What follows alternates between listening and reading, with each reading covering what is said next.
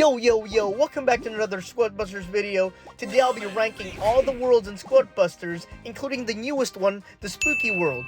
And I'll be ranking these worlds based on my experiences, also the degree of difficulty, and also just how friendly it is to players. And I'll obviously be sharing some tips and tricks for each of these worlds. And if you disagree or agree with me, leave it down in the comments. Obviously, I would love to hear from you guys based on your experiences. What world is best or what world is worst for you guys? And let's just get right into it. My least favorite world from the game is the Green World. And coincidentally, this is the first world that you unlock as a new player. And it unlocks a lot of game mods, obviously, the very preliminary ones. And it also has a lot of monsters like the golems, the baby dragon, and a lot of the goblins like the uncaged goblin and the dark goblin. I can obviously see how this world is very friendly to beginners because there's not a lot of monsters, not a lot of damage going around, and they're like, it's just a more peaceful world in general. However, my problem is that it's too little going on. Like, there are really little options for you to run around and try to like get as many resources as possible because not a lot of resources are available in this world. And later on in the game, if you unlock more of the game modifications, the amount of resources you can get really shows. For example, game mods like Timeout and even Gem Overload. Like, it's just really hard to find like a lot of these monsters if they're not killed already. There's just not a lot available. And like, I could see how a beginner could actually stress out and just like getting the timers and timeout, therefore just sacrificing a lot of things like gems and even just like building your troops. And my tip for this world is obviously to utilize farming. Mavis, Greg, all of those characters are really good in this world. Next up is the Desert World. So the Desert World is my second least favorite world, and this world will allow you to unlock Bee, Shelly, etc., and even like battle mods like the doppelgangers, which is really fun. And my problem with this world is very similar to that of the Green World. I mean, coincidentally, this is the second world that you could unlock as a new player, and the problem is that there are not a lot of monsters to go around. This world is a bit better than the Green World because more of the monsters drop more resources, and there are just like a bit more monsters. In general, there's the kaiju, there are some of these the robots that you can kill, and it's a really okay world. It's obviously not a lot of things happen in this world, which makes sense. This is still a very early world, but but because of that, there are a lot of game mods or a lot of situations where you need resources, but you just can't get them because of the limited amount of monsters you could kill. And obviously, just like the Green World, my advice is to just use farmers like Mavis and Greg to just match the little resources you get from the world in general, and also to really utilize boosts. So break those blue boxes as much as possible because those are probably the factor that you can use to get ahead of other people, because other people will also be having resource problems probably in this world. Alright, next up is the Beach World. So the Beach World is the fourth world that you can unlock in this game, and when you get to this world, you're able to get the Heavy, the Tank, and Anita in chests, and also you get new battle mods like the Angry Vines, Monster Pets, and Ring Grab. And I think this world is pretty good. Like, it's definitely better than both the Desert World and the Green World, just because of the amount of resources in this game and also how fun the monsters are. Just like, they could kill you, but at the same time it's balanced that like there are more monsters available for you to kill. The world has critters, they have rainmakers, scorchers, mechs. It's a really like these monsters are really fun to kill. They also have the riflemen, elite riflemen, and they're kind of like the guards, but like they drop less resources than the guards. And like each of these monsters have the ability to actually kill you if you're not ready. So my tip is to just like utilize the sand pits in this world. Like, I forgot to mention that there are also sand pits that you can utilize. So if you walk over them, you get like resources like coins, gems, etc.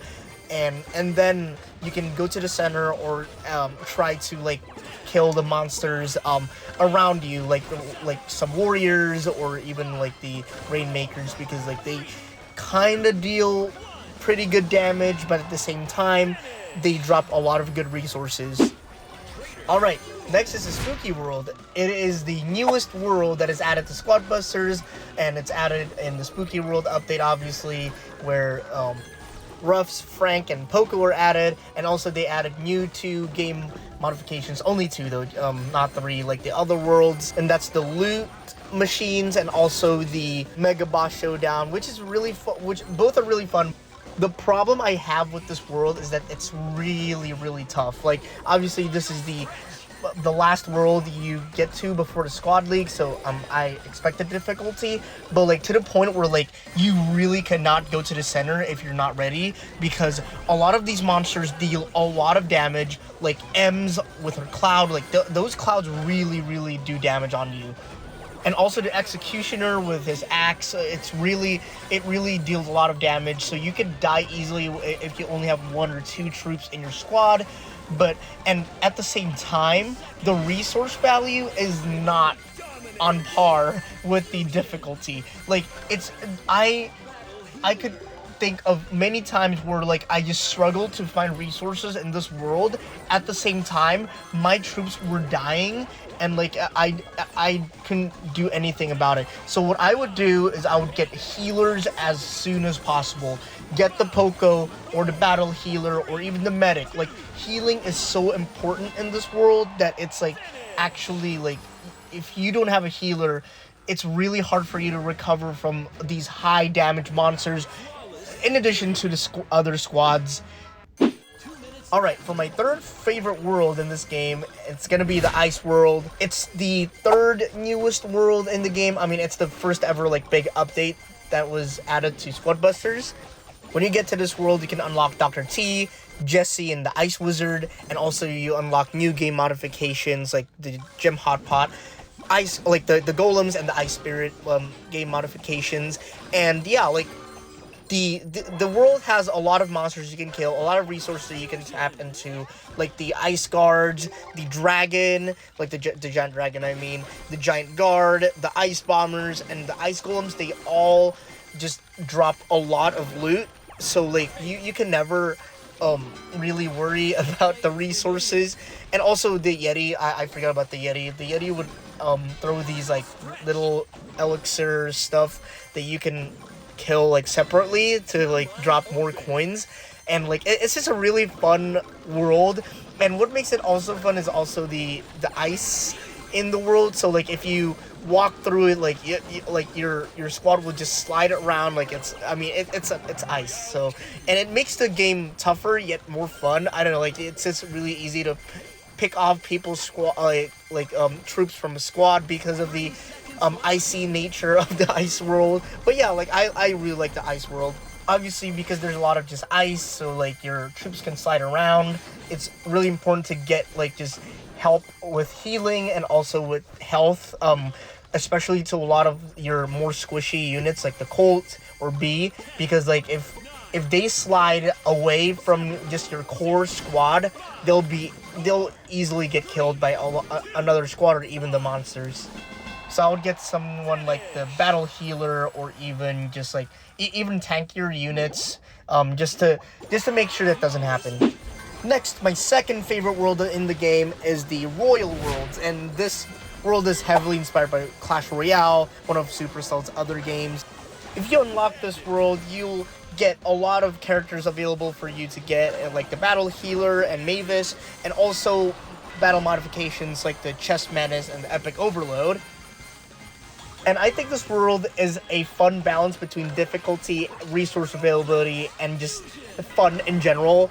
There are a lot of monsters you can kill, like the Elixir Golem. If you kill it, like it'll drop a lot of these Elixir blobs. The Royal Guards, the Giant Skeleton, the Mega Knight, and etc. And they all drop a lot of resources. And there are also spikes and traps that you can get caught into in this world to slow you down and damage you. But like that's just part, in my opinion, that's just part of the world and how it's like just a bit more difficult than the other worlds, except for obviously the lava, spooky, and ice worlds. But it's still really fun because there's just a lot of resources that you can get. So definitely get the trader because there's just a lot of coins that you can tap into in this world. It's just a really fun world in general. And this is the world that I recommend just camping at the center. There are just a lot of resources that you can kill at the center, like the elixir golem, for example. Like, it's just like, yes, there's gonna be competition with other squads, but like, you'll get resources nevertheless if you just like camp around the center. And last but not least, my favorite world in this game is the lava world. It's the 6th world that you can unlock, and if you unlock it, you are able to get the archer, Leon, and the miner, and also you get modifications like the crystal trees, the hatchling herder, and the timeout game modifications. And oh my god, this world is just really fun because it's pretty difficult. The furnaces can kill you, the monsters can kill you, monsters like the Inferno Dragon, like the robot dogs, the lava guards, lava hounds, the lava pups that come from the lava hounds, the mini P.E.K.K.A.s, the P.E.K.K.A.s. It's just amazing. A lot of resources can be dropped. At the same time, they could kill you, but like, you can kill them and get all the resources. So obviously, don't go to the center. Don't try to like mess with these monsters when you're not ready, when you only have 1 or 2 troops. But like, there are just a lot of options for you to go to for resources. So yeah, this world is a perfect blend of difficulty, resource availability, and that makes it really, really fun. Anyways, I hope you liked this video. If you do, give it a like, and if you want more of my content, give myself a subscription. And if you have any other things that you'd like to say, if you disagree with the list or agree with it, just leave it in the comments. But other than that, have a good day.